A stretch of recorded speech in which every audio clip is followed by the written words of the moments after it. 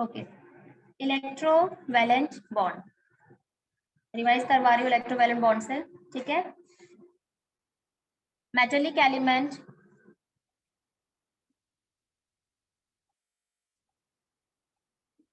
देखो बेटा, metallic elements क्या होते हैं? ऐसे एटम जिनके आउटर मोस्ट शेल में इलेक्ट्रॉन 3 वैलेंस इलेक्ट्रॉन प्रेजेंट होते हैं। हाँ, मेटेलिक एलिमेंट कौन होते हैं बेटा? ऐसे एटम जिनके आउटर मोस्ट शेल में 1 2 3 इलेक्ट्रॉन प्रेजेंट होते हैं, उसको हम क्या कहते हैं? मेटेलिक एलिमेंट कहते हैं। अब जिसके आउटर मोस्ट शेल में बेटा 1 2 3 इलेक्ट्रॉन प्रेजेंट होगा, वो क्या करेगा? खुद को स्टेबल करने की कोशिश करेगा। और वो स्टेबल कैसे करेगा? जब वो आउटर मोस्ट शेल में जो इलेक्ट्रॉन प्रेजेंट है, जिसको हम वैलेंस इलेक्ट्रॉन कहते हैं, वो क्या करेगा? इलेक्ट्रॉन को लूज करेगा। 1 इलेक्ट्रॉन लूज करेगा, 2 इलेक्ट्रॉन लूज करेगा या 3 इलेक्ट्रॉन लूज करेगा। तो 1 2 और 3 इलेक्ट्रॉन लूज करके मेटेलिक एलिमेंट खुद को क्या कर देते हैं? स्टेबल कर देते हैं, ठीक है। इसी तरीके से non metallic element, non metallic element में क्या होता है? इनके जो एटम होते हैं बेटा, उनके आउटर मोस्ट शेल में 5 6 या 7 इलेक्ट्रॉन होते हैं। तो वो क्या करते हैं? इलेक्ट्रॉन को गेन करते हैं, ठीक है। जिसके आउटर मोस्ट शेल में 5 इलेक्ट्रॉन हुआ, ये मैंने आपको बताया, 8 में से 5 माइनस कर दो, कितना बचता है? 8 में से 5 माइनस करके 3, यानी इसको कितने इलेक्ट्रॉन चाहिए? 3 इलेक्ट्रॉन चाहिए खुद को स्टेबल करने के लिए। तो खुद को स्टेबल करने के लिए ये क्या करेगा? इलेक्ट्रॉन को गेन करता है। जिसके आउटर मोस्ट शेल में 6 इलेक्ट्रॉन होते हैं, वो क्या करेगा? 8 में से 6 माइनस कर दो, ये 2 इलेक्ट्रॉन को गेन करेगा। जिसके आउटर मोस्ट शेल में 7 इलेक्ट्रॉन होते हैं, 8 में से 7 माइनस कर दो, 1, यानी कि आउटर मोस्ट शेल में 1 इलेक्ट्रॉन वो क्या करेगा? गेन करेगा।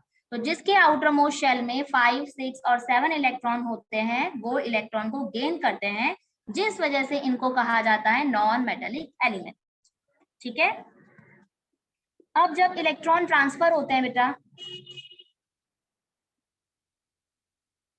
जब इलेक्ट्रॉन ट्रांसफर हो जाते हैं तो दोनों के बीच में, दोनों क्या करते हैं बेटा?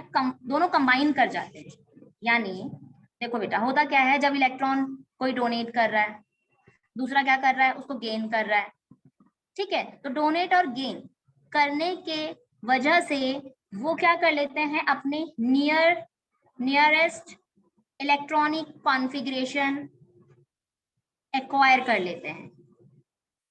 किसकी? इनर्ट गैस की। यानी हर किसी को क्या होना है बेटा? ऑक्टेट होना है। ऑक्टेट होने के लिए वो क्या करते हैं? अपने आउटर मोस्ट शेल में से इलेक्ट्रॉन को लूज कर जाते हैं या तो गेन कर जाते हैं, ठीक है। जैसे मैंने आपको मेटल का अच्छा सा एग्जांपल दिया था, सोडियम, जिसके आउटर मोस्ट शेल में कितने इलेक्ट्रॉन प्रेजेंट होते हैं? 1 इलेक्ट्रॉन। 1 आउटर मोस्ट शेल में 1 इलेक्ट्रॉन प्रेजेंट है, तो ये क्या करेगा? 1 इलेक्ट्रॉन अपना लूज कर जाएगा। और Cl के आउटर मोस्ट शेल में कितने इलेक्ट्रॉन प्रेजेंट होते हैं? 7 इलेक्ट्रॉन। तो यहाँ पे 2 4 6, ये इलेक्ट्रॉन जिसने इसको डोनेट किया है Cl, उसको रिसीव कर लेगा। तो यहाँ पे सोडियम ने क्या किया? 1 इलेक्ट्रॉन इसको दे दिया है क्लोरीन को, क्लोरीन इसको क्या कर रहा है? रिसीव कर रहा है, ठीक है। तो जब मेटेलिक एलिमेंट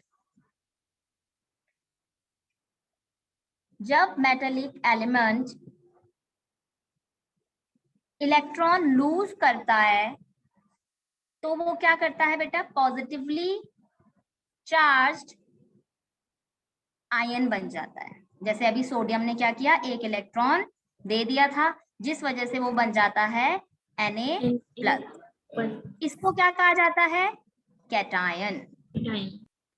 कैटायन से मैंने आपको बताया, ये T याद रखना, पॉजिटिव की तरह लग रहा है तो Na पॉजिटिव, ठीक है। कैटायन पॉजिटिव साइन होता है। इसी तरह नॉन मेटेलिक एलिमेंट क्या करते हैं? इलेक्ट्रॉन को बेटा गेन करते हैं। जब ये इलेक्ट्रॉन गेन करते हैं तो इनके ऊपर नेगेटिवली चार्ज्ड आयन बन जाता है, जिसको क्या कहा जाता है? एनायन। ठीक है, तो ये हमारे पास दो आयन फॉर्म होते हैं, एक होता है कैटायन और एक होता है एनायन। तो अगर हम आयन की डेफिनेशन देखें तो आयन क्या होता है? आयन एक चार्ज पार्टिकल है, चार्ज पार्टिकल होता है जो कैसे बनता है बेटा? या तो इलेक्ट्रॉन को लूज करके या तो इलेक्ट्रॉन को गेन करके। तो ये होता है हमारा आयन। इतना समझ में आ गया? Yes miss. अब हम देखते हैं, ये सब कल करवा रखा है बेटा, इलेक्ट्रो पॉजिटिव एलिमेंट। अब ये इलेक्ट्रो पॉजिटिव एलिमेंट क्या है? ऐसे मेटेलिक एलिमेंट जो इलेक्ट्रॉन को लूज कर जाते हैं और जिस वजह से इनके ऊपर आ जाता है पॉजिटिव साइन। ठीक है, इसीलिए इन एलिमेंट को कहा जाता है इलेक्ट्रो पॉजिटिव एलिमेंट। जैसे अभी भी मैंने आपको एग्जांपल किसका बताया था? सोडियम का। सोडियम क्या करेगा बेटा? एक इलेक्ट्रॉन लूज कर जाएगा और अपने ऊपर लगा देगा एक पॉजिटिव चार्ज। ठीक है, इतना समझ में आ गया electro positive? Yes miss. Okay, अब हम बढ़ते हैं इलेक्ट्रोनेगेटिव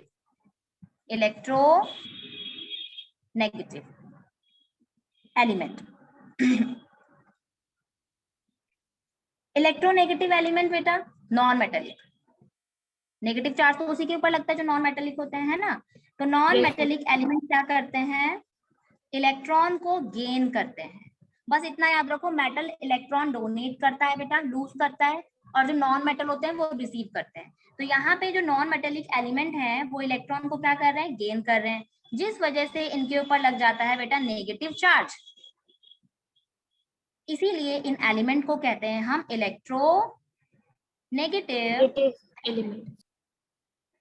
जैसे क्लोरीन, एग्जाम्पल देख लेते हैं हम क्लोरीन का। क्लोरीन ने क्या किया बेटा? एक इलेक्ट्रॉन रिसीव किया या गेन किया, लिख देती हूँ। जब इसने एक इलेक्ट्रॉन गेन किया तो यहाँ पे ये बन जाता है नेगेटिव, जिसको हम कहते हैं एनायन। ठीक है, तो ये होते हैं हमारे इलेक्ट्रोनेगेटिव एलिमेंट और इलेक्ट्रो पॉजिटिव एलिमेंट। इतना क्लियर हो गया? Yes miss. ओके, अब क्या हो रहा है बेटा? Chemical bond. नेक्स्ट है हमारे पास केमिकल बॉन्ड। अब केमिकल बॉन्ड क्या होते हैं? देखो, कैटायन यानी पॉजिटिव चार्ज, एनायन यानी नेगेटिव चार्ज। तो ये दोनों चार्ज कैसे हैं बेटा? ऑपोजिट। तो ऑपोजिट चार्ज होने की वजह से इनके बीच में फोर्स ऑफ अट्रैक्शन लगता है, फोर्स ऑफ अट्रैक्शन, जिस वजह से बॉन्ड क्रिएट होता है। हुआ क्या बेटा? यहाँ पे अगर मेरे पास सोडियम है, यहाँ पे मेरे पास क्लोरीन है, तो सोडियम के पास पॉजिटिव चार्ज है, क्लोरीन के पास नेगेटिव चार्ज है, दोनों अपोजिट चार्ज है, जिस वजह से ये क्या करते हैं? अट्रैक्ट होते हैं एक दूसरे की तरफ। तो उस फोर्स ऑफ अट्रैक्शन की वजह से एक बॉन्ड फॉर्म होता है, उस बॉन्ड को कहते हैं बेटा हम क्या? Chemical bond. और ये केमिकल बॉन्ड कैसे बन रहा है बेटा? कैटायन और एनायन के बीच में जो ये आपको दिख रहा है फोर्स ऑफ अट्रैक्शन, इसकी वजह से बनता है। ठीक है, इतना समझ में आ गया? Yes miss. ओके, अब हम देख रहे हैं, ये सब कल करवा रखा है, इलेक्ट्रो वैलेंस और आयनिक बॉन्ड, आयनिक कंपाउंड। अब ये क्या है? देखो, ऐसे केमिकल या वो केमिकल कंपाउंड बेटा जो कब फॉर्म होंगे? ऐसे केमिकल कंपाउंड जो कब फॉर्म होंगे? जब किसी एलिमेंट का एक Ma'am, when the atom, transfer of one or more electrons take place between two atoms. Very good. Chemical compound बेटा तब फॉर्म होगा जब किसी एलिमेंट का एक एटम से इलेक्ट्रॉन का ट्रांसफर होगा। क्या होगा? ट्रांसफर। कहाँ? अनदर एलिमेंट में, अनदर एलिमेंट के एटम में। अभी बताती हूँ क्या बोल रही हूँ मैं। तो इसको कहा जाता है बेटा, ऐसे कंपाउंड को आयनिक कंपाउंड या इलेक्ट्रोवैलेंट कंपाउंड। देखो, अभी तक हम बॉन्ड देख रहे थे, ये कंपाउंड कैसे बन रहा है? ये है मेरे पास Na, ठीक है, यहाँ पे ये एटम है बेटा मेरे पास Na का, जो क्या करेगा, एक इलेक्ट्रॉन ट्रांसफर करेगा खुद से, और दूसरा जो एटम होगा यानी क्लोरीन का, वो क्या करने वाला है, इसको रिसीव करने वाला है। तो इनसे हमारे पास क्या बना बेटा, एक आयनिक कंपाउंड फॉर्म हुआ है। तो डेफिनेशन फिर से रिपीट कर रही हूँ इलेक्ट्रोवैलेंट कंपाउंड की। ऐसा केमिकल कंपाउंड, ये केमिकल कंपाउंड तब फॉर्म होगा जब किसी एलिमेंट का एटम से जो इलेक्ट्रॉन है वो ट्रांसफर होगा दूसरे एलिमेंट के एटम में। तो इनमें जो कंपाउंड फॉर्म हो रहा है उसको हम कह रहे हैं आयनिक कंपाउंड या इलेक्ट्रोवैलेंट कंपाउंड। समझ में आया इतना? Yes miss. ठीक है, नेक्स्ट है हमारे पास, वेरी गुड, इलेक्ट्रोवैलेंसी। इलेक्ट्रोवैलेंसी, अब ये इलेक्ट्रोवैलेंसी क्या है, फिर से वही, कोई भी एलिमेंट का बेटा एटम, ये है मेरे पास एटम, कोई भी एलिमेंट का एटम जितने नंबर ऑफ इलेक्ट्रॉन का, जितने नंबर ऑफ इलेक्ट्रॉन का या को लूज और गेन करेगा इलेक्ट्रोवैलेंट बॉन्ड को बनाने में, उसको कहा जाता है बेटा इलेक्ट्रोवैलेंसी। क्या कहा, किसी भी एलिमेंट के एटम के जो आउटर मोस्ट शेल होता है बेटा, उसमें जितने नंबर ऑफ इलेक्ट्रॉन होगा वो उतना ही लूज करने वाला है और उतना ही गेन करने वाला है। तो लूज और गेन के कारण जो बॉन्ड क्रिएट होता है इलेक्ट्रोवैलेंट बॉन्ड, उसको बनाने में, ठीक है, 1 इलेक्ट्रॉन लूज हुआ, 2 इलेक्ट्रॉन लूज हुआ, 3 इलेक्ट्रॉन लूज हुआ, हो क्या रहा है बेटा, इलेक्ट्रोवैलेंट बॉन्ड ही तो बनेगा। तो उसी को हम क्या कह रहे हैं बेटा, जो आउटर मोस्ट शेल में इलेक्ट्रॉन प्रेजेंट है उसी को हम कह रहे हैं इलेक्ट्रोवैलेंसी, जिसका यूज इलेक्ट्रोवैलेंट बॉन्ड को बनाने में हो रहा है। ये बात किस किस को समझ में आई? ठीक है, एक बार और रिपीट कर देती हूँ, इलेक्ट्रोवैलेंसी क्या होती है, किसी भी एलिमेंट की या किसी भी एलिमेंट के एटम से जितने नंबर ऑफ इलेक्ट्रॉन लूज और गेन होते हैं बेटा, किसको बनाने में, इलेक्ट्रोवैलेंट बॉन्ड बनाने में, उसको कहा जाता है इलेक्ट्रोवैलेंसी। ठीक है, नेक्स्ट हम देखते हैं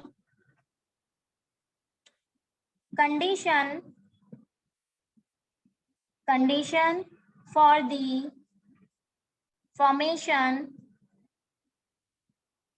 of an electrovalent bond.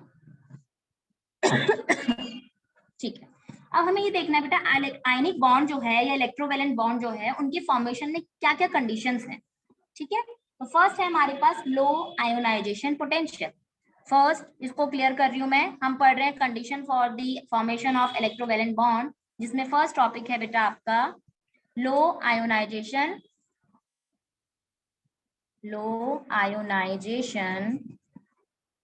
Potential. ठीक है, हमें देखना क्या है बेटा कि क्या क्या कंडीशंस है, जब हम आयनिक बॉन्ड बना रहे हैं तो उसके फॉर्मेशन के लिए हमारे पास क्या क्या कंडीशंस होनी चाहिए, क्या क्या कंडीशंस हैं। तो फर्स्ट कंडीशन है बेटा लो आयोनाइजेशन पोटेंशियल। अब इसका मतलब क्या है, मैंने आपको अच्छे से ये समझाया है आयोनाइजेशन पोटेंशियल होता क्या है। क्या होता है ionization potential? The amount of energy which is required to remove the electrons from the outermost shell of an isolated gaseous element. It's the amount of energy required to remove an electron from the atom. ठीक है, किसी भी atom के outer most shell में से electron को remove करने के लिए जितनी अमाउंट ऑफ एनर्जी की हमें नीड होती है उसको कहते हैं आयोनाइजेशन पोटेंशियल। अगेन मैं रिपीट कर रही हूँ, कोई सा भी मेरे पास एटम है बेटा, ठीक है, उस एटम के आउटर मोस्ट शेल में जो इलेक्ट्रॉन प्रेजेंट होता है उसको रिमूव करने के लिए जितनी अमाउंट ऑफ एनर्जी की हमें नीड होती है उसको हम कह रहे हैं आयोनाइजेशन पोटेंशियल। तो अब आयोनाइजेशन पोटेंशियल का रोल यहाँ पे क्या है, लो आयोनाइजेशन पोटेंशियल होना चाहिए। कैसे, देखो, अगर किसी भी एटम की बेटा कोई भी एटम मेरे पास है, फॉर एग्जाम्पल कुछ भी ले लो अभी, उसका जो आयोनाइजेशन पोटेंशियल है अगर लो होगा तो इलेक्ट्रॉन जो है बेटा वो इजीली क्या हो जाएगा, रिमूव हो जाएगा। अब कैसे, देखो हमने क्या पढ़ा है आयोनाइजेशन पोटेंशियल के बारे में कि इलेक्ट्रॉन को रिमूव करने के लिए जो अमाउंट ऑफ एनर्जी लगेगी उसको हम आयोनाइजेशन पोटेंशियल कह रहे हैं। तो जिसका आउटर मोस्ट शेल में इलेक्ट्रॉन 1 होगा, 2 होगा, 3 होगा, चाहे जितना भी हो, लेकिन आप खुद से सोचो बेटा, हमें यहाँ इलेक्ट्रॉन को रिमूव करना है। तो इलेक्ट्रॉन को रिमूव करने के लिए साइज छोटा होना चाहिए, बड़ा होना चाहिए? कोई बताएगा मुझे क्या होना चाहिए? इस इलेक्ट्रॉन को रिमूव करने के लिए साइज छोटा होना चाहिए। क्या होना चाहिए? मिस मैम इजीली साइज छोटा होगा तभी तो एनर्जी छोटा। मिस साइज बड़ा होना चाहिए, कम आयोनाइजेशन एनर्जी लगती है। साइज छोटा होगा तभी तो एनर्जी उस पे लगेगी और वो निकल जाएगा। अच्छा, हमें क्या करना है इसमें, कौन क्वेश्चन कर रहा है? चलो मैं एक बार बता दूं बेटा, मेरे पास ये है एक बड़ा सा एटम और एक ये छोटा सा एटम, ठीक है। यहाँ पे इलेक्ट्रॉन आउटर मोस्ट शेल में है, ये है बीच में न्यूक्लियस प्रेजेंट, ये है हमारे पास न्यूक्लियस प्रेजेंट और यहाँ पे है इलेक्ट्रॉन। हमें करना क्या है, इलेक्ट्रॉन को रिमूव करना है, इलेक्ट्रॉन को रिमूव करना है। तो जिसकी लो आयोनाइजेशन पोटेंशियल होगी, यानी अगर मैं, मुझे ये बता दो बेटा, इसकी आयोनाइजेशन पोटेंशियल कम होगी या इसकी? बड़े वाले की। हम बड़े वाले की। ठीक है, इसकी आयोनाइजेशन पोटेंशियल क्या है बेटा, कम है। यानी जिसकी आयोनाइजेशन पोटेंशियल लो होगी वो क्या करेगा, इलेक्ट्रॉन उतनी जल्दी रिमूव कर जाएगा और खुद को क्या बना देगा बेटा, कैटायन बना देगा। बनाएगा या नहीं बनाएगा? हम पढ़ क्या रहे हैं इसमें? तो जो जितनी जल्दी कैटायन बनेगा बेटा, जो जितनी जल्दी पॉजिटिव चार्ज अपने ऊपर लगाएगा वो उतनी जल्दी रिएक्शन भी तो करेगा ना। Yes miss. या उतनी जल्दी बॉन्ड बनाएगा या नहीं बनाएगा? Yes ma'am. Yes miss. बात समझ में आ रही है? तो आयोनाइजेशन पोटेंशियल जिसकी लो होगी वो उतनी जल्दी क्या करेगा बेटा, आउटर मोस्ट शेल में से इलेक्ट्रॉन को रिमूव कर सकता है। जो आउटर मोस्ट शेल में से खुद को रिमूव कर देगा तो वो जल्दी से कैटायन फॉर्म कर देगा। कैटायन बन गया तो बॉन्ड भी उतनी जल्दी बनेगा। अब मैं यहाँ पे आयोनाइजेशन पोटेंशियल को नहीं समझा रही बेटा डिटेल में, क्योंकि बहुत डिटेल में हम पढ़ चुके हैं, ठीक है। तो इतना समझ में आ गया? Yes ma'am. नेक्स्ट है हाई इलेक्ट्रॉन एफिनिटी। अब हमने इलेक्ट्रॉन एफिनिटी पढ़ी है, सिर्फ डेफिनेशन पढ़ा रही हूँ यहाँ पे और कुछ नहीं। हाई इलेक्ट्रॉन एफिनिटी, अब जिसकी इलेक्ट्रॉन एफिनिटी ज्यादा हाई होगी, जिसकी इलेक्ट्रॉन एफिनिटी हाई होगी बेटा, वो क्या होगा, वो आयन फॉर्म करेगा। मैम वो आयन को कंडीशंस देख रहे हैं हम, किसकी देख रहे हैं, आयनिक बॉन्ड की। तो आयनिक बॉन्ड कैसे बनेगा, जब इलेक्ट्रॉन एफिनिटी हाई होगी। अब वो किसकी होती है, देखो किसी भी एटम की जो इलेक्ट्रॉन एफिनिटी अगर हाई होती है, मैं इसको EA लिख रही हूँ फिलहाल के लिए, हाई होगी, क्या होगा, देखो जिसका साइज छोटा है बेटा, इलेक्ट्रॉन एफिनिटी होती क्या है पहले तो ये बताओ, किसी एटम में the amount of energy which is released when an atom gains electrons. ठीक है, जब किसी एटम में इलेक्ट्रॉन ऐड होता है तो ऐड होने पर कुछ अमाउंट ऑफ एनर्जी क्या होती है, रिलीज होती है। तो वो अमाउंट ऑफ एनर्जी को हम कह रहे हैं बेटा इलेक्ट्रॉन एफिनिटी। तो यहाँ पे क्या हो रहा है, एक एटम को, एक इलेक्ट्रॉन को एटम में ऐड होना है, 1 2 3 जितने भी एटम इलेक्ट्रॉन है उसको ऐड होना है, ठीक है। तो यहाँ पे बताओ बेटा, इलेक्ट्रॉन को होना है ऐड, साइज छोटा या बड़ा? छोटा। साइज छोटा। जिसका साइज छोटा होगा बेटा, इलेक्ट्रॉन एफिनिटी क्या होने वाली है, ज्यादा होने वाली है, ठीक है। जिसकी इलेक्ट्रॉन एफिनिटी ज्यादा होगी बेटा, वो इलेक्ट्रॉन को इजीली अट्रैक्ट कर पाएगा, इजीली अट्रैक्ट कर पाएगा। क्योंकि हमें क्या चाहिए बेटा, हाई इलेक्ट्रॉन एफिनिटी चाहिए। हाई इलेक्ट्रॉन एफिनिटी किसकी होगी, जिसका साइज छोटा होगा। जिसका साइज छोटा, न्यूक्लियस उसको अपनी तरफ और इजीली अट्रैक्ट कर पाएगा इलेक्ट्रॉन को, क्योंकि साइज छोटा है, डिस्टेंस कम है, इलेक्ट्रॉन को अपनी तरफ अट्रैक्ट कर पाएगा, ठीक है। जितनी जल्दी ये इलेक्ट्रॉन को अपनी तरफ अट्रैक्ट करेगा बेटा, एनायन उतनी जल्दी फॉर्म होगा। अगर एनायन फॉर्म हो गया, उधर कैटायन फॉर्म हो गया, तो जल्दी से आयनिक बॉन्ड बन जाएगा।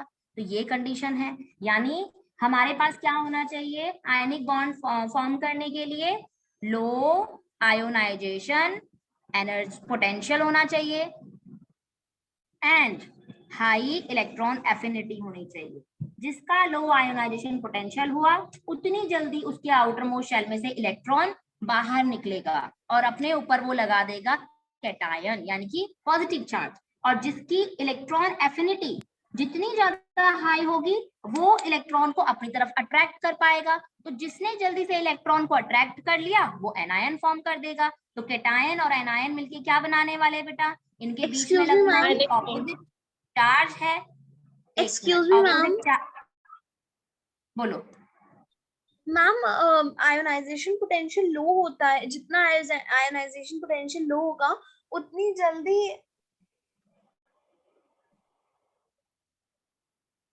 उतनी जल्दी जितना ज्यादा इलेक्ट्रॉन मैम उतनी जल्दी इलेक्ट्रॉन बाहर निकलेगा मैम, लेकिन आयोनाइजेशन पोटेंशियल तो ज्यादा होना चाहिए ना फिर बाहर निकलने के लिए इलेक्ट्रॉन को। ऐसा नहीं होता। कौन पूछ रहा है ये क्वेश्चन? मैम स्तुति। स्तुति, आयोनाइजेशन पोटेंशियल का मतलब, चलो मैं ये लास्ट में डिस्कस करती हूँ, ठीक है। थर्ड है बेटा हमारे पास electronegativity difference, large electronegativity difference, वो भी लार्ज। देखो बेटा, जिसका जितना ज्यादा इलेक्ट्रोनेगेटिविटी डिफरेंस होगा वो क्या करेगा बेटा? जल्दी से बॉन्ड बना पाएगा। कैसे? देखो, हमारे पास इलेक्ट्रोनेगेटिविटी का मतलब क्या है? इलेक्ट्रॉन को अट्रैक्ट करने की टेंडेंसी, ठीक है। इलेक्ट्रॉन को अट्रैक्ट करने की क्या बेटा? टेंडेंसी, वो होता है इलेक्ट्रोनेगेटिव। अब इलेक्ट्रोनेगेटिव कौन होता है बेटा? हमारे पास नॉन मेटल है, ठीक है। अब ध्यान से समझना, आपको इलेक्ट्रोनेगेटिविटी वाला जब मैंने टॉपिक करवाया था उसमें अगर आप अभी देखोगे पेजेस पलट के तो वहां पे समझ में आएगा कि अगर हम मेटल में जाते हैं, मेटल में सबसे नीचे आ जाओ बेटा, यहाँ पे आपको दिखेगा सीजियम, ठीक है। और नॉन मेटल में सबसे ऊपर देखो फ्लोरीन। मुझे ये बताओ बेटा, अगर हम डाउन अ ग्रुप जा रहे हैं तो साइज तो पहले बढ़ रहा है, क्या ये इलेक्ट्रॉन को अट्रैक्ट कर पाएगा उतना? नो मैम, नहीं कर पाएगा। तो यहाँ पे जो हमारे पास सीजियम है, मेटल है, इसकी इलेक्ट्रोनेगेटिविटी क्या होगी? कम या ज्यादा? कम होगी। और फ्लोरीन, इसकी, ये नॉन मेटल है, साइज बहुत छोटा है। पीरियडिक टेबल में देखोगे अगर आप टॉप में है तो इसका साइज छोटा होने की वजह से ये इलेक्ट्रॉन को क्या करेगा? अट्रैक्ट कर पाएगा या नहीं? Yes ma'am. तो सीजियम जिसका इलेक्ट्रोनेगेटिविटी 0.7 है बेटा, और फ्लोरीन जिसका इलेक्ट्रोनेगेटिविटी 4 है, अगर आप इन दोनों का डिफरेंस देखोगे तो सबसे ज्यादा डिफरेंस इन दोनों के बीच में ही आता है। जिस वजह से वो ये दोनों मेटल और नॉन मेटल, यहाँ हमारे पास पता है बेटा आपको पॉजिटिव चार्ज है, यहाँ नेगेटिव चार्ज है। डिफरेंस ज्यादा होने की वजह से ये जल्दी से क्या बना देते हैं बेटा? क्या बना देंगे? Ionic bond. Ionic bond. तो आयनिक कंपाउंड हमारे पास क्या बन रहा है बेटा? यहाँ पे CSF, यही तो बनेगा। Caesium fluoride. ये बात किस किस को समझ में आई? Yes ma'am. तो डाउन ग्रुप जाने पर हमें पता है बेटा इलेक्ट्रोनेगेटिविटी क्या होती है? कम होती है। और अगर हम इसी तरीके से नॉन मेटल की बात करें तो यहाँ पे क्योंकि साइज कम होता है, इलेक्ट्रोनेगेटिविटी वही होते हैं बेटा, इलेक्ट्रोनेगेटिव वो होते हैं जो इलेक्ट्रॉन को रिसीव करते हैं। रिसीव वही कर सकता है जिसका साइज छोटा होगा, ठीक है। साइज बड़ा होगा वो भी रिसीव कर सकता है लेकिन उतनी ज्यादा टेंडेंसी से नहीं कर पाएगा ना जितना ज्यादा फ्लोरीन कर लेगा, जितनी जल्दी फ्लोरीन कर लेगा। तो जैसे ही इसने फ्लोरीन ने क्या करा, इलेक्ट्रॉन को अपनी तरफ अट्रैक्ट किया, नेगेटिव चार्ज लगा देगा, यहाँ पॉजिटिव चार्ज लगा देगा, जिस वजह से इनके बीच में क्या बन जाता है बेटा? बॉन्ड बन जाता है और ऐसा कंपाउंड हमें मिल जाता है, ठीक है। Yes ma'am. मेटल में आपको पता है बेटा अच्छे से, ग्रुप 1 की अगर मैं बात करूं, 2 की बात करूं और 13 की बात करूं, इनमें जो एलिमेंट होते हैं इनके एलिमेंट की टेंडेंसी क्या होती है बेटा? इलेक्ट्रॉन को लूज करने की होती है या नहीं होती है?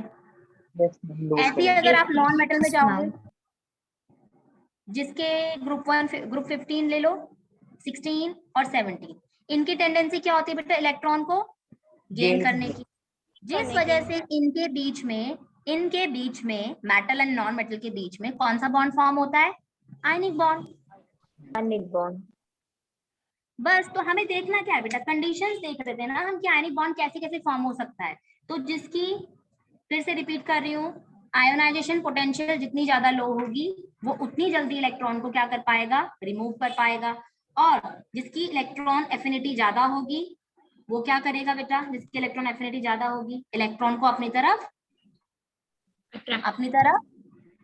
अट्रैक्ट कर पाएगा। ठीक है, आप ऐड कर पाएगा अपने आउटर मोस्ट शेल में इलेक्ट्रॉन को। तो यहाँ पे क्या हो रहा है? आयनिक बॉन्ड फॉर्म हो रहा है। ठीक है।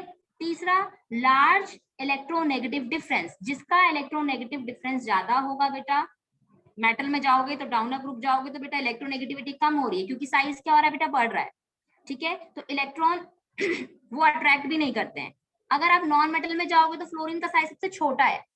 फ्लोरीन का साइज सबसे छोटा होने की वजह से वो इलेक्ट्रॉन को अट्रैक्ट कर पाएगा, जिस वजह से दोनों के बीच में आयनिक बॉन्ड फॉर्म हो जाता है जल्दी से जल्दी, और हमारे पास कंपाउंड फॉर्म हो जाता है। इतना समझ में आ गया? Yes ma'am. ठीक है, एक नोट लिखा है, नोट में लिखा है कि ग्रुप 1 में, जो ग्रुप 1 होता है वो मोस्ट इलेक्ट्रो पॉजिटिव एलिमेंट होते हैं बेटा। फिर वही इलेक्ट्रोपॉजिटिव एलिमेंट क्या कौन होते हैं? जिनकी टेंडेंसी इलेक्ट्रॉन को लूज करने की ज्यादा होती है। ग्रुप 1 में अगर आप देखोगे बेटा, आप ग्रुप 1 में जाओ और देखो, सबके आउटर मोस्ट शेल में 1 इलेक्ट्रॉन क्या करेगा? दूसरे के देखो 2 इलेक्ट्रॉन है ग्रुप 2 में। ये जल्दी इलेक्ट्रॉन लूज करने वाला है या ये? ऑब्वियसली 1 इलेक्ट्रॉन, जिसके आउटर मोस्ट शेल में 1 इलेक्ट्रॉन है वो जल्दी इलेक्ट्रॉन को लूज कर जाएगा। इसीलिए ग्रुप 1 के जो एलिमेंट होते हैं वो मोस्ट इलेक्ट्रोपॉजिटिव एलिमेंट होते हैं। ठीक है, इसीलिए ये नेचर में मेटेलिक होते हैं। ओके, और अगर आप डाउन ग्रुप जाओगे तो मेटेलिक नेचर क्या होगा? इंक्रीज या डिक्रीज? मेटालिक कैरेक्टर इंक्रीज होगा ग्रुप 1। इंक्रीज। ठीक है ना, मेटेलिक कैरेक्टर क्या होगा? इंक्रीज। मेटेलिक कैरेक्टर इंक्रीज क्यों हो रहा है? फिर से वही, जिसके आउटर मोस्ट शेल में से जल्दी इलेक्ट्रॉन निकल जाए वो मेटेलिक कैरेक्टर शो करते हैं। तो जब हम डाउनर ग्रुप जाते हैं तो सीजियम का साइज बहुत बड़ा हो जाता है, जिस वजह से दोनों के बीच में न्यूक्लियस और आउटर मोस्ट शेल के बीच में जो फोर्स ऑफ अट्रैक्शन है वो वीक पड़ जाता है, जिस वजह से इलेक्ट्रॉन जल्दी से भाग जाता है। जो इलेक्ट्रॉन जल्दी से जाएगा उसका मेटेलिक नेचर इंक्रीज होता है, बढ़ता है। इतना क्लियर हो गया? Yes ma'am. ऐसे ही बेटा ग्रुप 17 हमारा मोस्ट, क्योंकि इसके बाद ग्रुप 18 है बेटा, वो सारी हमारे पास कौन सी गैसेज है? नोबल गैसेज है। ठीक है, तो उनके आउटर मोस्ट शेल तो फुलफिल है। तो मोस्ट इलेक्ट्रो नेगेटिव एलिमेंट, तो ग्रुप 17 जो होता है हमारे पास मोस्ट इलेक्ट्रोनेगेटिव एलिमेंट होता है, और इसमें भी फ्लोरीन जो होता है वो मोस्ट इलेक्ट्रोनेगेटिव एलिमेंट है। अभी मैंने आपको बताया फ्लोरीन इलेक्ट्रोनेगेटिव एलिमेंट है। ठीक है, और ऐसे ही अगर मैं मेटल के बारे में बात करूं तो वहां पे सीजियम था, इसीलिए दोनों क्या बनाते हैं बेटा? आयनिक कंपाउंड बना देते हैं। इतना समझ में आ गया? यस। Okay, very good. अब क्वेश्चन पूछा जा रहा है बेटा कि why are ionic compound stable? Ionic compound जो बना रहे हैं हम, ये स्टेबल इतने क्यों होते हैं? अब आयनिक कंपाउंड स्टेबल क्यों है तो इसको सबसे पहले हम देख लेते हैं ऐसा क्यों होता है। ठीक है, देखो हमें पता है बेटा, हमारे पास कोई आयनिक कंपाउंड बना जैसे कि NaCl। ठीक है, इसमें है बेटा पॉजिटिव चार्ज, इसमें है नेगेटिव चार्ज। हमें पता है बेटा इनके बीच में जो ये पॉजिटिव और नेगेटिव है ये दो ऑपोजिट चार्जेस हैं, जिस वजह से इनके बीच में ये दोनों क्या करते हैं? एक दूसरे को अट्रैक्ट करते हैं। इनके बीच में लगता है बेटा फोर्स ऑफ अट्रैक्शन। लेकिन फोर्स ऑफ अट्रैक्शन तो लग रहा है, बट आप ये भी सोचो बेटा, इनके पास अगर मैं इसको ऐसे बनाऊं, ये है एक एटम, बीच में है बेटा हमारे पास न्यूक्लियस, जिसमें हमारे पास प्रोटॉन भी प्रेजेंट है, न्यूट्रॉन भी प्रेजेंट है। अब लड़ने ठीक लगना है, उससे, ठीक है? गली कोई कुछ बोल रहा है? देखो यहाँ पे हो क्या रहा है, ये है मेरे पास के शेल एल शेल, मैं को छोटा सा यहाँ पे बना देती हूँ, ये हो गया, और एक यहाँ पे बना देती हूँ। देखो आउटर मोस्ट शेल में बेटा 1 इलेक्ट्रॉन, किसके? सोडियम के। ठीक है, यहाँ पे है आउटर मोस्ट शेल में 1 2 3 4 5 6 एंड 7। सोडियम क्या करेगा, एक इलेक्ट्रॉन इसको दे देगा और Cl इसको क्या करेगा बेटा, रिसीव कर जाएगा। ठीक है, जिस वजह से ये कुछ इस तरीके से हमें दिखाई देगा। कैसे? ये वाली शेल ये मैं रिमूव कर रही हूँ क्योंकि यहाँ से एक इलेक्ट्रॉन हट चुका है, तो ये बन गया है बेटा ऐसे 1 2 3 4 5 6 7 और 8। ठीक है, सोडियम तो बन गया ऑक्टेट, और यहाँ पे ये सोडियम का एक इलेक्ट्रॉन जो सोडियम ने इसको दे दिया है। ठीक है, और क्लोरीन ने रिसीव कर लिया है, जिस वजह से क्लोरीन में आ जाता है बेटा एक नेगेटिव चार्ज और हमारे पास सोडियम में आ जाता है पॉजिटिव चार्ज। तो इनके बीच में लगता है एक force of attraction, force of attraction. लेकिन साथ साथ बेटा फोर्स ऑफ अट्रैक्शन तो लग ही रहा है क्योंकि हमारे पास दो अपोजिट चार्जेस हैं, बट क्योंकि इसमें इलेक्ट्रॉन भी प्रेजेंट है, इलेक्ट्रॉन भी प्रेजेंट है, जिस वजह से ये क्या करता है बेटा, एक और फोर्स लगता है, वो होता है रिपल्सिव फोर्स। यानी ये एक दूसरे को क्या कर रहे होंगे बेटा, इस time electron electron negative negative क्या करेगा, एक दूसरे को अट्रैक्ट या बाहर की तरफ रिपेल। यहाँ पे इलेक्ट्रॉन एक दूसरे को रिपेल कर रहे हैं। ठीक है, बट जो ये फोर्स ऑफ अट्रैक्शन है बेटा, ये मच हायर है, किससे? हमारे रिपल्सिव फोर्स से, जिस वजह से ये दोनों एक दूसरे को क्या करके रखते हैं बेटा, बाइंड करके रखते हैं। कौन? Na पॉजिटिव और Cl नेगेटिव। ये बॉन्ड ज्यादा बोलेंगे हम, क्या बोलेंगे इसको, ज्यादा स्टेबल, ज्यादा इसकी जो पावर है वो ज्यादा है, किसकी? हमारे इन बॉन्ड की, जो इनके बीच में लग रहा है, इनके जो बीच में लग रहा है, जिस वजह से ये जो रिपेल हो रहे हैं वो नहीं हो पाते, और आयनिक बॉन्ड जो होता है वो क्या हो जाता है, स्टेबल रह पाता है। क्वेश्चन ही यही था कि आयनिक कंपाउंड स्टेबल कैसे रह पाते हैं, कैसे रह पाते हैं? रिपल्सन तो लग ही रहा है, बट अट्रैक्शन भी बॉन्ड बनता है, इलेक्ट्रोस्टैटिक फोर्स, इलेक्ट्रोस्टैटिक फोर्स बेटा। तो रिपल्सन वाला का दोबारा बता दीजिए, रिपल्सन होता है। फिर से बता देती हूँ। ये है मेरे पास सोडियम पॉजिटिव चार्ज, ये है क्लोरीन नेगेटिव चार्ज। अभी क्या हो रहा है बेटा, ये एक दूसरे को क्या कर रहे होंगे, एक दूसरे को अपनी तरफ क्या कर रहे हैं, अट्रैक्ट कर रहे हैं या नहीं कर रहे हैं? ठीक है, अब जो सोडियम है और जो क्लोरीन है, इनके पास इलेक्ट्रॉन भी तो है बेटा, तो इलेक्ट्रॉन एक दूसरे को क्या करेंगे बेटा, रिपेल करेंगे।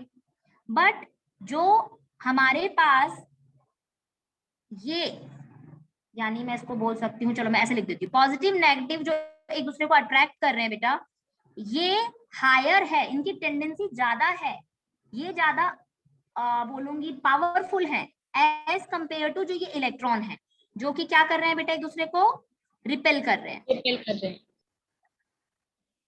मैम अट्रैक्शन पावर ज्यादा होने से जो रिपेल्शन फोर्स है बेटा वो वीक पड़ जाता है, जिस वजह से ये एक दूसरे को बाइंड कर पाते हैं और ये स्टेबल रह पाते हैं।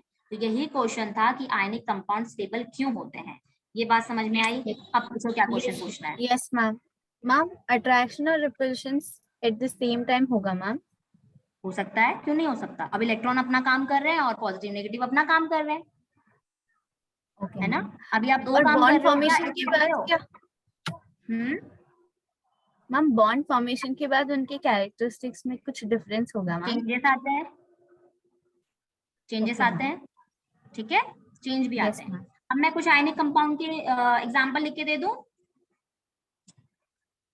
Yes ma'am. Example of ionic compound, क्या क्या एग्जांपल है बेटा? अभी तो मैंने आपको NaCl का बता दिया। फर्स्ट है NaCl, फिर से वही कहूंगी, positive charge negative charge, force of attraction ज्यादा होगा as compare to repulsion force, जिस वजह से ये दोनों क्या करते हैं, एक दूसरे को बाइंड करके रखते हैं। इसीलिए जो आयनिक कंपाउंड होता मैम? है वो होता है स्टेबल। अब बोलो क्या बोलना है। मैम जब बॉन्ड बनता है तभी आयनिक कंपाउंड स्टेबल होते हैं ना? जब बॉन्ड बनता है तभी आयोनिक कंपाउंड स्टेबल होते हैं। जब बॉन्ड बनता है तभी आयनिक कंपाउंड स्टेबल होते हैं। हाँ देखो, NaCl के साथ बाइंड करेगा या नहीं करेगा? अभी Yes, ऑक्सीजन ma'am. के साथ है। हाँ, Yes, तो ये ma'am. बाइंड कर रहा है, कैसे करेगा बेटा? जब इसमें से एक इलेक्ट्रॉन निकलेगा तभी तो बाइंड करेंगे। आयनिक बॉन्ड बनेगा कैसे? जब इलेक्ट्रॉन क्या होगा, डोनेट किया जाएगा, लूज किया जाएगा। दूसरा जब उसे रिसीव करेगा तभी तो हमारा आयनिक बॉन्ड बनेगा। बात समझ में आ रही है? Yes, ma'am. ओके, नेक्स्ट है हमारे पास KBr और CaCl2। ये आपको लर्न करना है बेटा। ये हमारे पास एग्जाम्पल है आयनिक कंपाउंड के। इतना समझ में आ गया? Yes, Yes, miss. ma'am.